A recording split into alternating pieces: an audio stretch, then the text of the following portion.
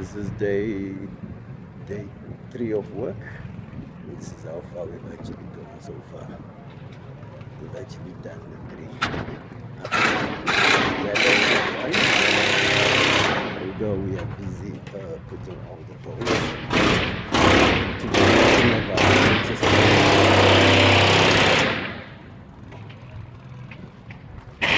So that's our first round before we go for the last ring. Then we put the roofing ring structure.